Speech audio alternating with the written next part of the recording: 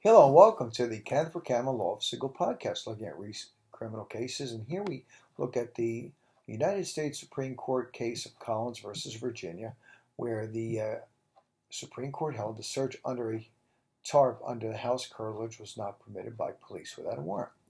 During the investigation of two traffic incidents involving an orange and black motorcycle with extended frame, Officer Rhodes learned that the motorcycle likely was stolen and in possession of petitioner Collins.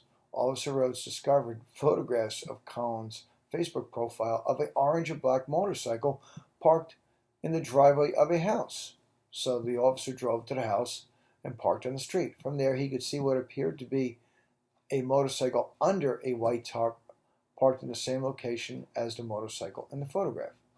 Without a search warrant, however, Officer Rhodes walked to the top of the driveway, removed the tarp, confirmed that the motorcycle was stolen by running the license plate and vehicle identification numbers. However, the Supreme Court of the United States held the automobile exception does not permit the warrantless entry of a home or its curtilage in order to search the warrant there. Let's see. The Supreme Court held the automobile exception was not applicable. This case arises at the intersection of two components of the court's First Amendment jurisdiction. Number one, the automobile exception to the warrant requirement, and the protection extended to the curtilage of a home. In announcing each of the automobile exceptions, the readily mobility of the automobile and the pervasive regulation of vehicles capable of traveling on public highways, the Supreme Court emphasized that the rationale applies only to automobiles and not to houses. The house here couldn't be moved.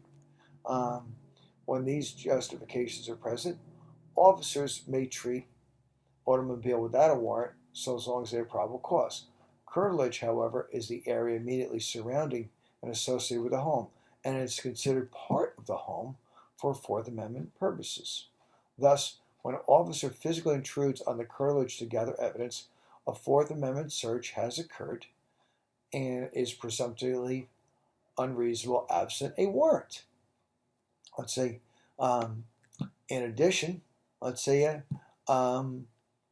this part of the driveway where Collins' motorcycle was parked and subsequently searched was the curtilage. It was under a tarp. It couldn't be seen from the outside.